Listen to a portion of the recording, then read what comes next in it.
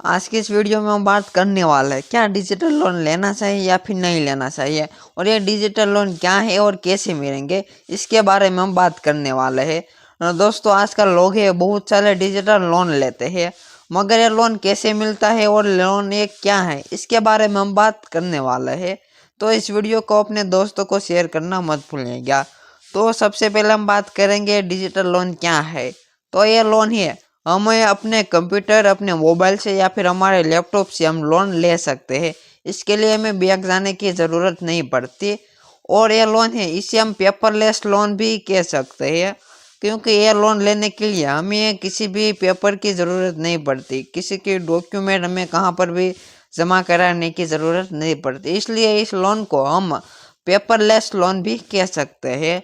हमें क्या करना पड़ता है ये लोन लेने के, इसके बारे में हम बात करेंगे। तो ये लोन लेने के लिए हमें जो बैंक की जो ऐप होती है या फिर जो खानगी ऐप होती है उसमें से हमें लोन लेना पड़ता है, और हमें जो अपना डॉक्यूमेंट होता है उसका फ़ोटो हमें ऑनलाइन ही भेजना पड़ता है।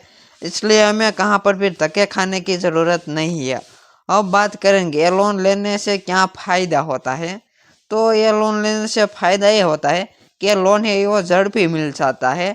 इसलिए जिसे भी लोन की ज़रूरत हो वो तत्कालीन ये लोन है वो ले सकता है। अब बात करेंगे कि ये लोन लेने के लिए क्या क्या देखा जाता है। तो सबसे पहले हमारा सिबिल जो स्कोर होता है वो देखा जाता है। उसके बाद हमारी जो इनकम होती है, हम कितना कमाते हैं, वो भी देखा जाता है।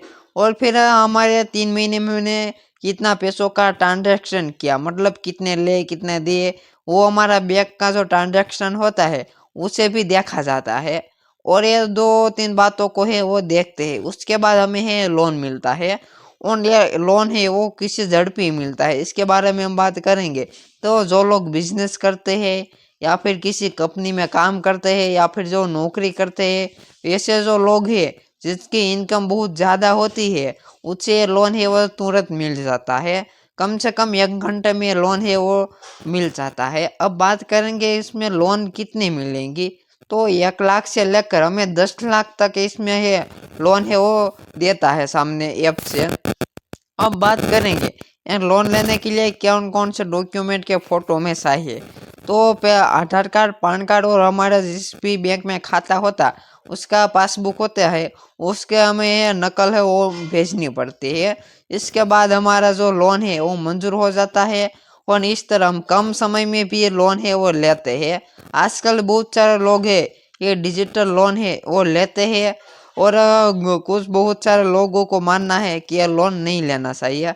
आपको कमेंट में बताना कि यह लोन लेना चाहिए या फिर नहीं लेना चाहिए।